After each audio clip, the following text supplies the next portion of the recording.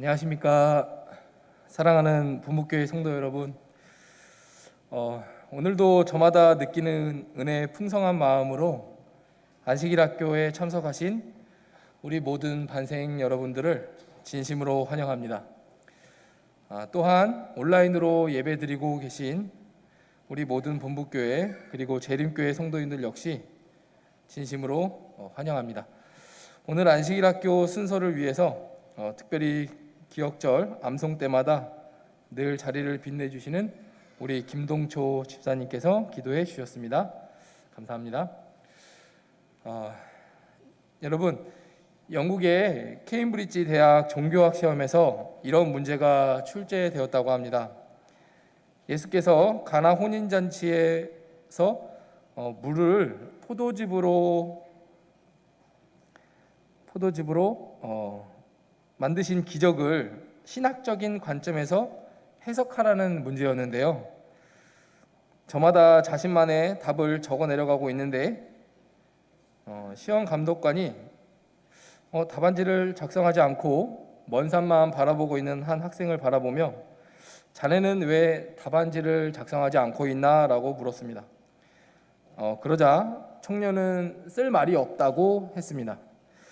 한참을 지켜보던 가운데 교수가 이제 학생에게 마지막으로 5분을 남겨놓고 단 한 줄이라도 쓴다면 낙제는 안 시킬 테니 꼭 단 한 줄이라도 작성하라고 이제 엄포를 놓았습니다.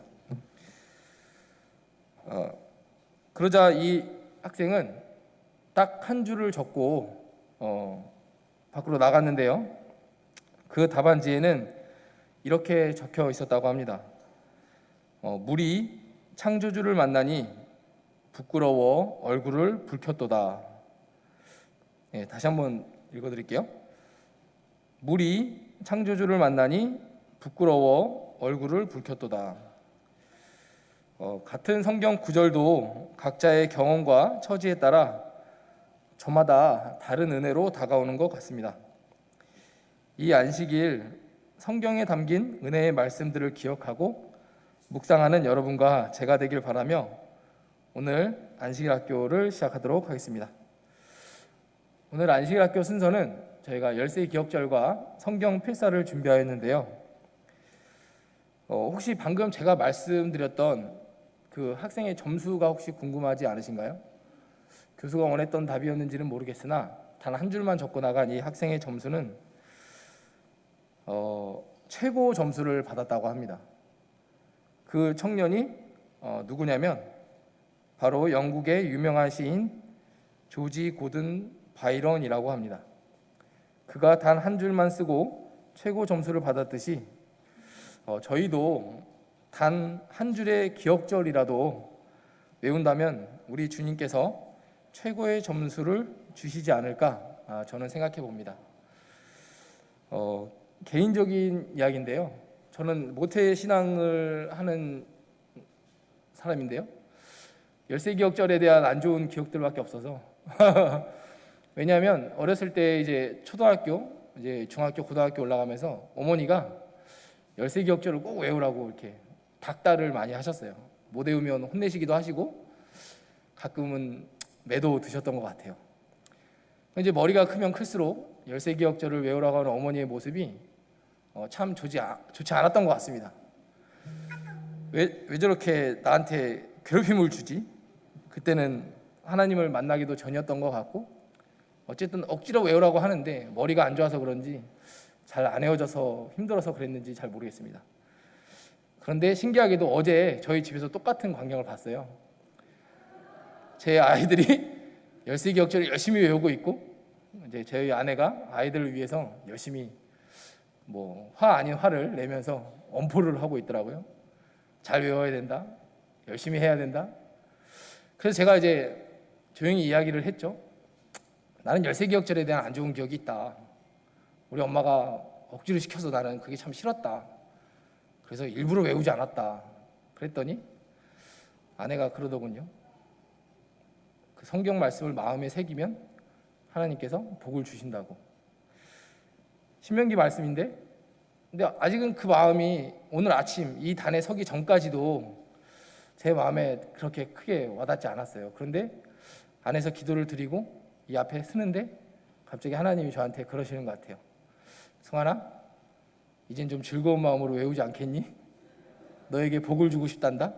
그 말씀들을 통해 너에게 할 말이 참 많구나. 그러시는 것 같습니다. 네, 오늘 열세기억절을 외우신 많은 분들이 계실 텐데요. 이 앞에 나와서 이제 2개씩 순서대로 외우실 건데요. 그분들이 나오실 때도 큰 용기가 필요하고 또 하나님 앞에 서서 하나님의 말씀을 외울 때 마음속으로 크게 박수 쳐주시기를 간절히 부탁드립니다. 네, 일단은 첫 순서는 열세기억절 외우신 분들은 이 앞으로 나오셔서 함께 하나님의 말씀을 암송하는 시간을 갖도록 하겠습니다. 혹시 열세기억절을 암송하신 분들은 네, 지금 단 앞으로 나오셔서 네, 암송하는 시간을 갖도록 하겠습니다. 네, 어서 오세요. 네, 감사합니다. 감사합니다.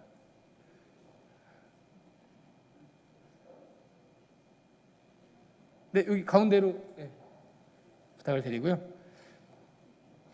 마이크, 네, 그 가운데 마이크를 저희가 그러면 네, 우리 김동초 집사님부터, 목사님부터 왼쪽에서 1과 2과 3과 4과 5과 6과 7과 8과 9과 10과 이렇게 2과씩 네, 외우도록 하겠습니다. 우리 목사님 1, 2과 암송 부탁드립니다.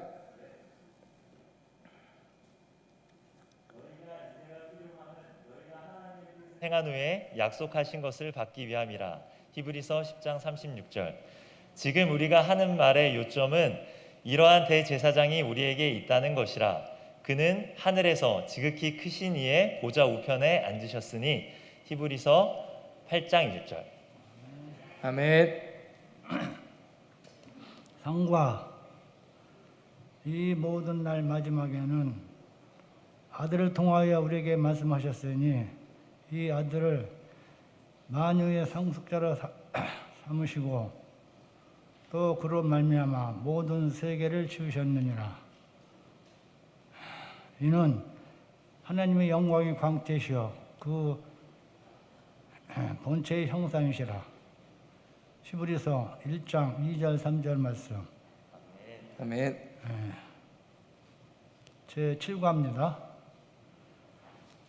우리가 이 소망을 가지고 있는 것은 영혼의 닭 같아서 튼튼하고 견고하여 시장 안에 들어가냐니 그리로 앞서가신 예수께서 멜기세덱의 반차를 따라 영원한 대제사장이 되어 우리를 위하여 들어가셨느니라. 히브리서 6장 19절 20절 말씀입니다. 아멘.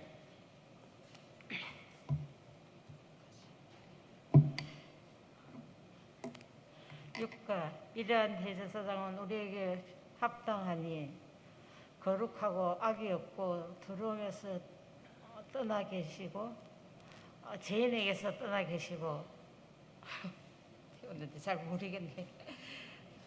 떠나 계시고 하늘보다 높이 되시니라. 히브리 7장 26절. 사과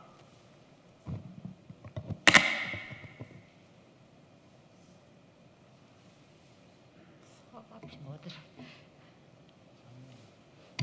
자녀들은 헬과 육에 속하였으며 그도 또한 같은 모양으로 헬과 육을 함께 지니심은 죽음을 통하여 죽음의 세력을 잡은 자 곧 마귀를 멸하시며. 히브리서 2장 14절 말씀. 아멘. 8과 그러나 이제 그는 더 아름다운 직분을 얻으셨으니 그는 더 좋은 약속 위에 세워진 더 좋은 언약의 중보자시라. 히브리 8장 6절 말씀. 그가 거룩하게 된 자들을 한 번의 제사로 영원히 온전하게 하셨느니라. 히브리 10장 14절 말씀. 아멘. 네. 10과 그리스도께서는 참것의 그림자이신 손으로 만든 성소에 들어가지 아니하시고 바로 그 하늘에 들어가사 우리를 위하여 이제 하나님 보좌 우편에 앉으셨으니. 히브리 9장 24절 맞습니까?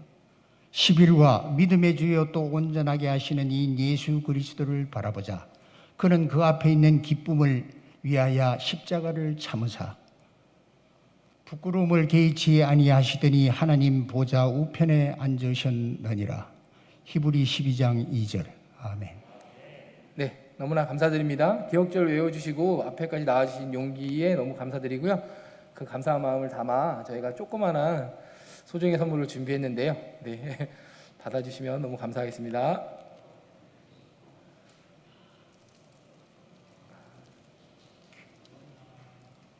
네, 박수 부탁드립니다.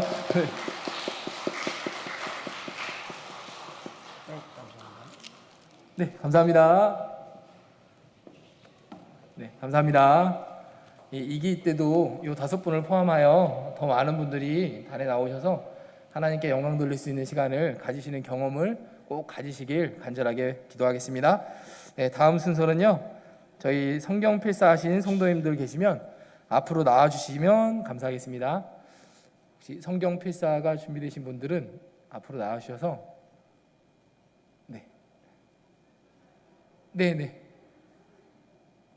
네, 감사합니다. 네, 나와주시면 감사하겠습니다.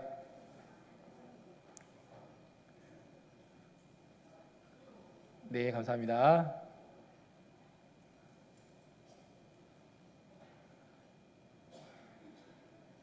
네, 여기 앞에 서주시고요. 네, 성경 필사하신 부분 중에 마음에 드는 구절 하나씩 이야기해 주시면 너무 감사하겠습니다.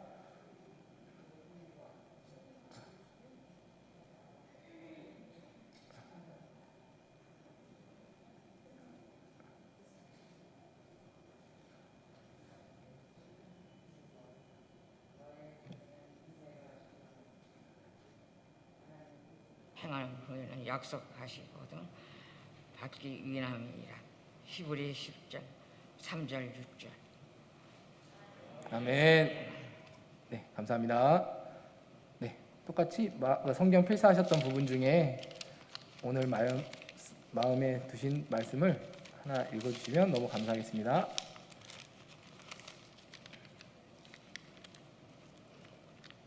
칠과 우리가 이 소망을 가지고 있는 것은 영혼을 닦아서 튼튼하고 견고하여 휴정 안에 들어가나니 그리고 앞서가신 예수께서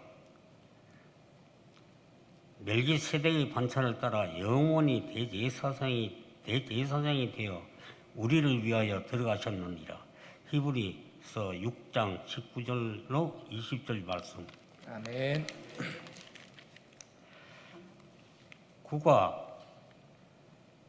그가 거룩하게 된 자들을 한 번은 제사를 안경을 안 가져왔어요. 네. 영원히 온전하게 하셨느니라. 히브리서 10장 14절 말씀. 아멘. 제7가 우리가 이 소망을 가지고 있는 것은 영혼의 닷 같아서 튼튼하고 견고하여 시장 안에 들어가니 그리로 앞서가신 예수께서 멜기세덱의 변차를 역사 영원히 대제사장이 되게 되어 우리를 위하여 돌아가셨느니라. 히브리서 6장 19절 말씀, 20절 아멘. 말씀. 네, 너무 네. 저희 구역은요, 여러 사람이 저한테 다 맡겼어요. 지금 오늘 출석하지 못하는 두 분도 저한테 핸드폰으로 다 보냈거든요. 참고해 주세요. 네, 너무 감사합니다. 예, 감사합니다. 네, 혹시 필사하셨는데 앞자리에 못 나오셔서 집에서 예배드리고 계신 분한테도 저희가 소정의 선물을 꼭 전달해 드릴 수 있도록 노력하겠습니다.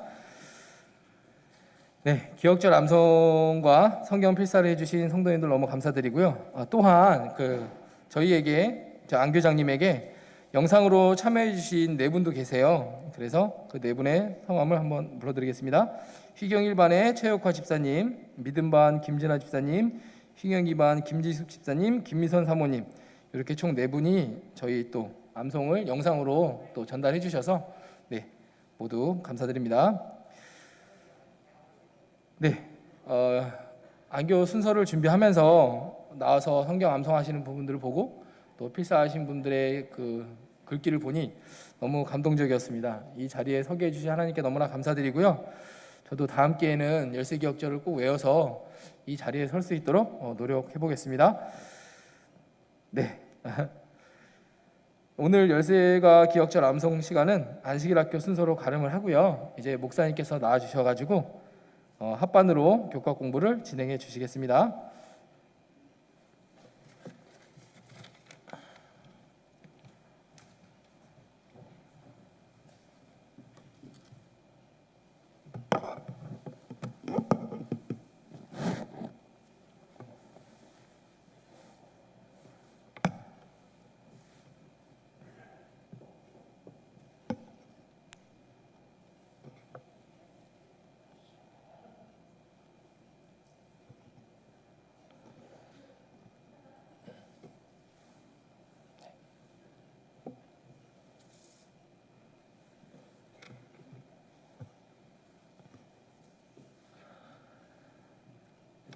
여러분 안녕하세요. 행복한 안식일입니다. 혹시 화면이 보이나요? 아직 안 나오나요? 네. 네, 나오는 것 같습니다. 자, 오늘 벌써 1기 13번째 안식일이 되었습니다. 시간이 정말 빠르게 흘러가고 있습니다. 벌써 올해의 4분의 1이 지나가고 있는데요. 이렇게 빠르게 흘러가는 시간 속에서 언제나 하나님의 말씀과 동행하기를 간절히 바랍니다. 이번 기의 총 제목이 뭐였습니까? 히브리서였습니다. 히브리서. 이 히브리서의 말씀은 우리가 일과서부터 배운 것처럼 이 예수님을 믿었던 히브리인들, 그리스도인들이 예수님이 곧 오실 줄 알았어요. 그런데 시간이 지나도 예수님이 여전히 오시지 않고 그들 주위에는 환경이 점점 안 좋아지는 것으로 급박하게 바뀌는 것입니다. 핍박을 받고 때로는 죽임을 당하고 예수님은 여전히 오시지 않고 이렇게 어렵고 힘든 상황 속에서 이 히브리서의 저자는 하나님은 예수님을 그리스도로 믿었던 그들에게 용기를 주고자 격려하고자 이 안 오시는 예수님께서 여러분들을 위하여 무엇을 하고 있는지에 대하여 구체적으로 기록하여 준 책이 바로 히브리서라고 우리는 교과 공부를 배웠습니다. 그래서 1과부터 쭉 보면 제목들이 이렇게 돼 있어요. 히브리인들 그리고 우리에게 보낸 편지. 2과는 히브리서의 기별. 3과는 약속된 아들. 4과 우리의 신실하신 형제. 예수 심을 주시는 분. 6과 예수 신실하신 제사장. 예수 영혼의 닷. 예수 새 언약의 중보자. 예수 온전한 제물. 휘장 가운데로 길을 여심. 예수 믿음의 주요 또 온전하게 하시는 분. 흔들리지 않는 나라를 받음. 그리고 오늘은 형제 사랑하기를 계속하고 라고 제목들이 정해져 있습니다. 우리가 이 제목에서 쭉 보아서 알듯이 이 히브리서의 저자는 그들이 그토록 기다리던 예수 그리스도께서 우리를 위하여 무엇을 하고 계시고 그분이 우리에게 어떤 분이신지에 대하여 구체적으로 설명을 하고 있습니다. 우리 보는 것처럼 약속된 아들이셨고 우리의 형제이시고 우리에게 쉼을 주시는 분이시고 그분은 우리의 제사장이시고 영혼에 닫히시며 새 언약의 중보자이시고 온전한 제물이시다. 이렇게 우리는 매 과를 통해서 예수님께서 지금 우리를 위하여 어떠한 일을 하고 계시고 그분이 우리의 형제 되시고 그분을 통하여 이제 우리는 영원히 흔들리지 않는 나라를 받게 될 것을 배웠어요. 그래서 이 히브리서의 저자는 우리는 이제 바울이라고 알고 있는데요. 이 바울은 이 편지서의 글을 마치면서 이 히브리서 13장에 그렇다면 이렇게 구원의 희망과 예수 그리스도에 대한 확신을 가진 사람들이 이제 이 땅에서 어떻게 살아야 하는지에 대한 구체적인 삶의 지침들과 권면을 이제 히브리서를 마치면서 13장에 저희들에게 하고 있는 것입니다. 그래서 오늘 13과의 제목은 형제 사랑하기를 뭐 하래요? 계속하고 라고 되어 있어요. 그래서 이러한 상황 속에서 예수님이 너희를 위하여 하늘에 계시고 이 하늘이 준비되어 있는데 너희들은 어떻게 살아라? 형제 사랑하기를 뭐 해라? 계속해라. 그러면 그 형제 사랑하는 것이 무엇인가? 그것이 안식일 오후 소재에 보면 쭉 설명이 되어 있죠. 이 히브리서 13장 순서대로 이렇게 설명하고 있습니다. 여기 하이라이트 된 들 보면 손님 대접하는 일이래요. 그리고 갇힌 자들과 학대받는 자들을 방문하고 도와주는 일, 그리고 결혼을 귀하게 여기는 일, 탐심을 피하는 일, 교회 지도자들을 기억하고 순종하는 것, 그리고 이 편지를 기록한 자들을 위하여 기도하는 일, 이렇게 구체적으로 히브리서 13장은 차례대로 형제를 사랑하는 것이 무엇인지 우리에게 설명하고 권면하고 있습니다. 일요일소지 하나님의 백성을 돌봄 파트를 먼저 보면요, 거기 대표 성경절로 우리가 방금 읽었던 히브리서 13장 1절로 2절의 말씀이 등장을 해요. 형제 사랑하기를 계속하고 손님 대접하기를 잊지 말라. 이로써 부지 중에 천사들을 대접한 이들이 있었느니라 라고 기록을 하고 있습니다. 그런데 제가 이 성경절을 보면서 마음에 와닿는 것이 계속하고라는 표현이었어요. 계속하다, 계속하다. 우리가 아는 것처럼 이 히브리서가 쓰여질 때 배경은 그리스도인들이 편안하게 신앙생활하는 때가 아니었어요. 옥에 갇히고 죽임을 당하기도 하고 형제 자매들에게 원망을 당하기도 하는 그런 어려운 상황 속에 있는 그리스도인들이었는데, 여기 보면 형제 사랑하기를 계속하다, 이 계속하다라는 말을 좀 살펴보면 지속해서 하다라는 얘기예요. 그리고 그 안에 머물라는 얘기예요. 이 말은 없던 것을 새로 시작하는 것이 아니라 너희가 그동안 해왔던 일을 앞으로도 계속 뭐해라? 해나가라. 그리스도인들이 그렇게 삶의 형편이 어렵고 힘든 상황 속에서도 이 글을 토대로 볼 때 그들은 여전히 누구를 사랑하고 있었어요? 형제들을 사랑하는 일들을 하고 있었다고요. 형편이 어려워도 힘들어도 고난받아도 그들은 형제 사랑하는 일을 하고 있었구나. 그래서 이 저자는 그들에게 더 격려하여 말하기를 그 일을 계속하라라고 권하는 것입니다. 얼마나 은혜가 되는지요. 없던 것을 새로 하는 것이 아니라 그동안 그들이 하였던 일을 꾸준히 더 하라는 바울의 권면이에요. 어떻습니까? 우리들은 어때요? 형제 사랑하는 일을 계속하고 계시죠? 지금도 형편이 참 좋지 않아요. 코로나로 인해서 많은 사람들이 이제 질병 속에 고통을 받고 교회의 모든 문화들이 많이 바뀌었어요. 예배가 맞춰지고 이제는 식사 없이 다 돌아가고, 그렇죠? 얘기 들으니까 이게 발 마사지며 여러 가지 교회 행사들이 지금 눈에 보일 때는 좀 멈춘 것처럼 보여요. 그러나 아마 이 히브리서의 저자는 지금 우리들에게 또한 똑같은 권면을 할 것 같아요. 너희가 형제 사랑하는 일을 멈추지 말고 어떤 상황에서든지 뭐해라? 계속해라. 그 형제 사랑하는 일을 계속하는 것이 바로 그 예수님을 믿는 자들의 삶이다. 그래서 우리가 그 형제 사랑하는 일을 어떻게 계속해야 하는지, 그리고 어떠한 방향으로 이어나가야 되는지는 우리의 기도의 제목이 되어야 하고 우리의 삶의 방향이 되어야 할 것이라고 생각합니다. 여기 보면 이제 로마서 12장 13절에도 보면 성도들의 쓸 것을 공급하며 손 대접하기를 힘쓰라. 그래서 이 일요일 소지에 보면 대접하는 것에 대하여 굉장히 많은 부분 성경절을 우리에게 주고 있어요. 디모데전서 3장 2절에 그러므로 감독은 책망할 것이 없으며 한 아내의 남편이 되어 절제하며 신중하며 단정하며 나그네를 대접하며 가르치기를 잘하며 라고 되어 있습니다. 디도서 1장 8절에 오직 나그네를 뭐하며? 대접하며 선행을 좋아하며 신중하며 의로우며 거룩하며 절제하며, 베드로전서 4장 9절에도 서로 대접하기를 원망 없이 하고 라고 되어 있습니다. 그럼 형제 사랑하는 것을 계속 하는데 그 중에 한 가지가 무엇이다? 손님을 잘 뭐하는 거예요? 대접하는 거예요. 정성스럽게 모시는 거예요. 그래서 히브리서 13장에 보면 이로써 부지 중에 천사들을 대접한 이가 있다. 누구를 말하고 있습니까? 창세기에 보면 아브라함이 앉아있는데 지나가는 행인 셋이 보이죠. 그래서 아브라함이 성경에 보면 가만히 앉아서 우리 집에 오십시오 한 게 아니라 그들을 만나러 달려나갑니다.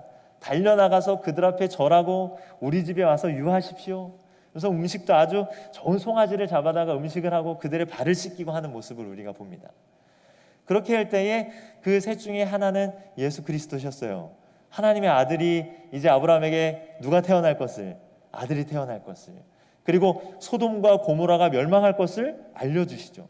그래서 아브라함이 자신의 조카 롯이 죽음의 위기에 처한 것을 알고 뭐합니까? 하나님께 기도하는 일이 벌어지죠.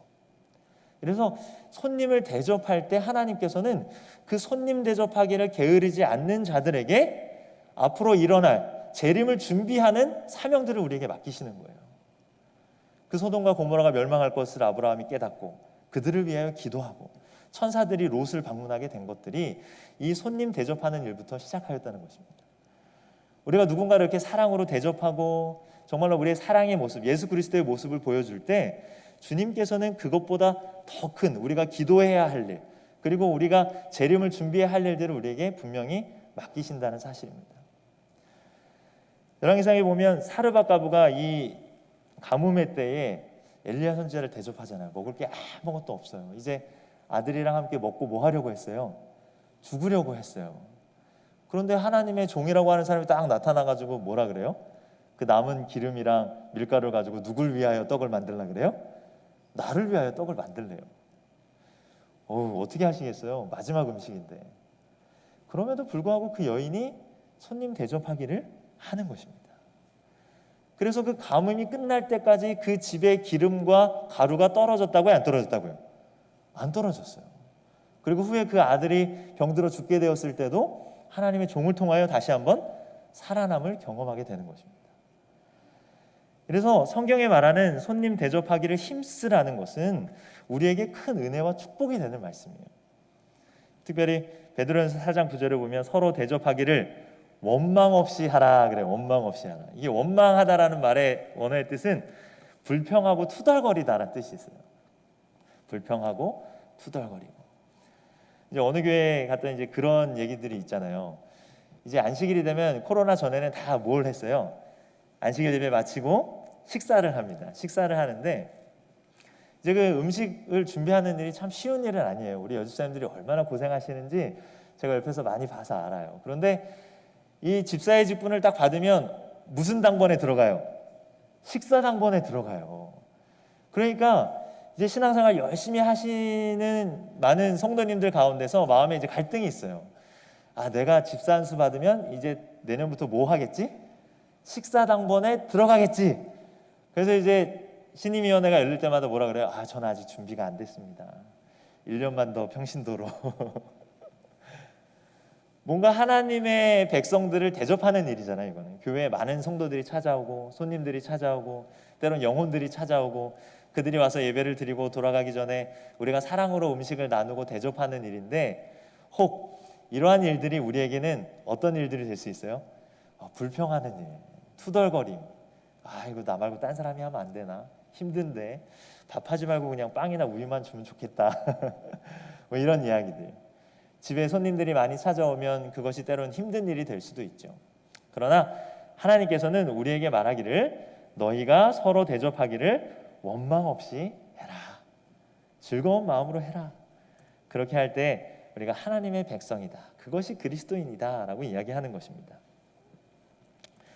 여기 교과책에 보면 다른 사람을 대접한다는 것은 예수님께서 하셨던 것처럼 그들과 소유를 나누고 그들의 슬픔에 공감하는 것을 의미한다. 감옥에 갇힌 자들을 향한 형제 사랑은 단순히 기도 속에서 그들을 기억하는 것이 아니라 물질적, 정서적 지원을 제공하는 것을 의미한다라고 기록하고 있어요. 이 대접하는 것은 어떤 그런 물질적인 것, 음식을 떠나서 또 뭐라고 이야기를 합니까? 예수님께서 하셨던 것처럼, 그렇죠? 그들의 슬픔에 공감하는 일. 예수님은 우리를 형제라 칭해 주셨잖아요. 그래서 우리도 이렇게 정말로 하찮고 죄 많은 우리들을 형제라 칭하시고, 지난주 우리 김영지 목사님 설교 말씀처럼 그 세상 사람들이 손가락질하는 삭개오를 보시기 위하여 그 뽕나무 곁에 오시고 그를 우러러 보시며 내가 너의 집에 거하겠다고 말씀하셨던 그 예수님, 너무 감사하잖아요. 우리가 그런 사랑을 받고 있는 사람들인데, 우리도 세상 사람들을 볼 때 예수님께서 우리에게 해주셨던 것처럼 우리도 그들을 어떻게 봐야 돼요? 그들을 우러러보고 그들을 사랑하고 그들의 마음에 공감하고 그들의 처지와 형편을 바라보며 나의 형편인 것처럼 생각하고, 그래서 초대교회 성도들이 했던 것처럼 그들이 가진 소유를 팔아 서로 나누고 서로 협력하는 모습들, 그러한 모습들이 우리 그리스도인들에게 필요하다라고 권면하고 있는 것입니다. 이럴수지 교훈에 보면 하나님의 백성은 사회에서 소외된 자들을 기억하고 물질적, 정서적 지원을 제공함으로 참된 형제 사랑의 모습을 보여주어야 한다라고 기록을 하고 있습니다. 그래서 우리 본부교회 성도님들이 그리고 각 가정에서 언제나 우리 주위 곁에 어려운 분들이 있고 우리의 도움이 필요한 분들이 계시다면 투덜거림으로 말고요, 그렇죠? 즐거운 마음으로, 기쁜 마음으로 그들을 대접하는 일에 열심을 다하는 저와 성도님들 되시기를 간절히 바랍니다. 그러면서 이제 히브리서 13장은 뭐로 넘어가냐면 우리에 대하여 탐심과 음행에 대한 권면을 하십니다. 이 히브리서 13장 4절 5절, 누가복음 16장, 고린도전서 5장, 에베소서에 있는 말씀들은 이렇게 권면해요. 바울은 음행과 탐심을 조심하라고 경고한다. 이 두 가지는 형제 사랑을 가로막는 무서운 위험 요소이기 때문이다. 신약의 저자들과 고대 도덕가들은 이 둘의 연관성을 잘 알고 있었다. 그래서 우리 그리스도인들이 조심해야 될 것, 음행하는 일, 그리고 뭐예요? 탐심이에요. 탐심. 히브리서 13장 4절로 5절을 보겠습니다. 모든 사람은 결혼을 귀히 여기고 침소를 더럽히지 않게 하라. 음행하는 자들과 간음하는 자들을 하나님이 뭐하시리라? 심판하시리라. 돈을 사랑하지 말고 있는 바를 족한 줄로 알라. 그가 친히 말씀하시기를 내가 결코 너희를 버리지 아니하고 너희를 떠나지 아니하리라 하셨느니라 라고 기록하고 있습니다. 그래서 아내를 사랑하는 것, 그렇죠? 간음하고 음행하는 것을 그리스도인들은 조심해야 합니다. 그리고 돈을 사랑하는 것을 예수님께서는 우리에게 금하라라고 말씀하고 있어요. 그러면서 교과는 그렇게 하기 위해서 우리는 어떤 삶을 살아야 하는가? 교과 중간에 보면 이렇게 말씀합니다. 이와 같은 악습을 피하는 방법은 몇몇 서신에서 바울이 격려했던 타도를 갖는 것이다. 첫째, 그들이 이미 가지고 있는 것들에 뭐 해야 한다? 만족해야 한다. 만족해야 한다. 이 만족하는 것을 우리가 할 수 있으면 음행하는 일, 돈을 사랑하는 일에서 벗어날 수 있다는 거예요. 여러분 보세요. 아담과 하와가 이 범죄함으로 지금 우리가 죄악된 세상에 살고 있지 않습니까? 근데 이 하나님께서 에덴 동산을 만드시고 아담과 하와에게 말씀하셨어요. 야, 너희가 동산 나무의 모든 실과는 다 먹어도 돼. 다 먹어도 되는데 뭐 하나만? 이 선악을 알게 하는 나무의 열매만은 먹지 마. 이렇게 하셨어요. 다 안 되고 하나만 먹고 너 이것만 먹고 살아. 맨날 이것만 먹고 살아라고 하신 게 아니라 다 허락하시고 뭐만? 하나만 막으셨다. 그러니까 감사해야죠. 100개 중에 99개를 허락하셨으니까 너무나 많은 것을 주셨어요.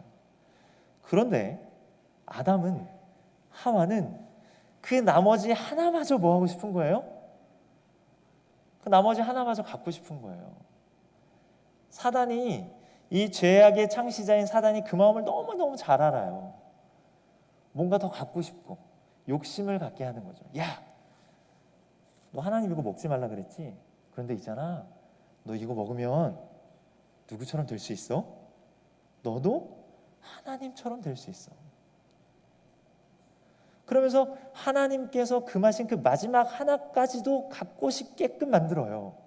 탐심을 심어주는 거예요. 아담과 하와의 모습은 너무나 완벽했다고 기록하고 있지 않습니까? 그들의 지력은 너무나 훌륭했어요. 그런데 더 무엇이 필요했을까요? 그런 그들의 마음 가운데 사단은 탐심을 넣어줬어요. 야, 이거 다 필요 없어. 저게 더 좋은 거야. 저거 가지면 돼. 그래서 결국 하와로 하여금 그것을 뭐하게 하고 먹게 하고 아담도 그것을 먹음으로 이 땅에는 뭐가 들어옵니까? 죄가 들어와요. 언제나 우리 마음 가운데 우리가 가지고 있는 것에 만족하지 못하고 무엇인가를 더 갈구하는 마음이 있어요. 그것이 선한 쪽으로 가서 내가 예수님의 말씀을 더 보고 싶고 더 연구하고 싶다면 좋지만 사단이 원하는 대로 우리의 욕심을 채우기 위하여 세상 것을 갈구하기 시작하면 하나님께서 주신 것들이 만족스럽지가 않아요. 그리고 우리 마음 가운데 불평이 들고 불만이 들고 사람들과 나를 뭐하게 되고 비교하게 되는 거예요. 그래서 사도 바울이 우리가 방금 읽었던 교과의 말씀처럼 너희가 만족하는 것을 배우라라고 했잖아요. 스스로 자족하라 그랬어요. 우리가 잘 아는 성경 말씀 빌립보서 4장 13절의 말씀이 뭡니까? 내게 능력 주시는 자 안에서 내가 모든 것을 뭐 할 수 있다고요? 할 수 있다고요. 근데 그 말씀의 문맥을 쭉 살펴보면 그 말씀을 주신 이유가 뭐냐 하면 야, 너희 힘으로는 할 수 없을지 몰라. 그러나 하나님이 함께 하시면 넌 할 수 있어. 뭘 할 수 있다는 거예요? 너희가 가지고 있는 것을 스스로 자족하며 살 수 있어 라는 것을 말하고 있는 거예요. 문맥적으로 보면. 근데 우리가 많은 경우에 이 성경절을 우리의 욕심을 채우는 데 사용해요. 야, 나는 할 수 있어. 하나님이 함께 하시면 이것도 할 수 있고 저것도 할 수 있고 하면서 무언가 내가 이루고 업적을 쌓는데 이 말씀을 사용하는데, 한번 여러분 성경절을 잘 보세요. 빌립보서 4장 13절의 말씀은 하나님이 함께 하시면 넌 할 수 있어. 너가 가지고 있는 것을 뭐 할 수 있어? 만족할 수 있어. 하나님이 함께 하시면 너가 가지고 있는 것에 자족하며 감사하며 살 수 있어. 바울은 이렇게 권면하는 것입니다. 우리가 우리의 것에 만족하는 것이 쉬운 일이 아니에요. 왜냐하면 아담과 하와도 거기에 넘어졌거든요. 그러니까 우리의 것을 만족하기 위해서는 누구의 능력이 필요해요? 하나님의 도우심이 필요해요. 하나님께 주시는 능력으로 오늘 하루를 출발하실 때, 그리고 지금 이 순간 매 순간 뭔가 우리의 마음 가운데 불평함이 생기고 투덜거림이 생길 때 하나님께 기도하셔야 돼요. 하나님, 지금 이 순간 저와 함께 해주세요. 성령님, 저의 마음을 다스려 주세요. 그렇게 할 때 우리의 마음에 힘이 생깁니다. 아, 맞아. 내가 이렇게 어려운 형편에 있지만 또한 이 속에 계신 하나님의 뜻을 내가 발견하겠지. 감사해야지. 만족해야지 하면서 즐겁게 주님 곁으로 나아갈 수 있는 그리스도인들이 될 수 있습니다. 마찬가지죠. 세상의 재물, 아내 사랑하라고 했잖아요. 간음하지 말라. 여러분들의 아내를 세상 누구보다 사랑하시고 누구보다 만족해하면, 여러분들의 남편을 세상 그 어떤 남편들보다 최고의 남편으로 여기시고 살아간다면 간음할 일이 있을까요? 없어요. 물론 어렵겠죠. 아, 내 아내가 세상에서 제일 아름답고 제일 마음이 좋은가? 물론 아닐 수도 있어요. 저도 세상에서 가장 좋은 남편이 아닐 수도 있어요. 그러나 제가 바라기는 저희 아내의 마음 가운데 성령님이 임하셔서 아, 저 남편이 제일 좋은 남편이다. 하나님께서 함께 하시면 우리들의 마음이 그렇게 되리라 저는 믿습니다. 그래서 그 하나님의 능력으로 나의 아내를 사랑하고 세상의 탐심보다는 나의 것에 만족하며 사는 그러한 성도님들 되기만 좋겠습니다. 음행과 탐심은 하나님의 백성을 넘어뜨리기 위해 원수가 사용하는 매우 심각한 공격이기 때문에 우리 모두가 넘어지지 않도록 조심해야 한다라고 교훈의 말씀에 기록하고 있어요. 사단이 가장 좋아하는 거예요. 그래서 언제나 사단은 우리를 넘어뜨리려고 공격합니다. 그때마다 하나님의 도우심을 구하셔서 하나님의 능력으로 이러한 시험들을 이겨내시게 되길 간절히 바랍니다. 화요일 소재에 가면 자, 형제 사랑하기를 계속해라. 그리고 대접하고 탐심을 버리고 음행하지 말고라고 이야기하면 또 뭐를 권면하십니까? 너희를 인도하던 자들을 뭐하라? 기억하라라고 기억해요. 그리고 거기에 순종하라라고 이야기를 합니다. 그래서 우리가 쭉 보면 이제 히브리서 11장 같은 경우는 특별히 거기에 믿음의 선조들의 삶의 모습이 쭉 기록되어 있잖아요. 그래서 사도 바울이 말하기를 그래, 그리스도인들은 너희를 인도하였던 그런 선조들의 삶을 뭐하는 삶을 살아야 돼? 기억해야 돼. 그리고 그 삶에 순종하는 삶을 살아야 된다라고 권면을 합니다. 여기 보면 바울에게 있어 기억하며 감사하고 있음을 나타내는 최고의 행위는 그 대상이 했던 행동을 따라하는 것이다 라 그래요. 우리를 인도하던 자들의 삶을 기억하고 그들의 삶에 순종하는 것이 뭔가? 바울이 말하기를 그 삶을 우리가 뭐 하는 거예요? 따라 사는 거예요.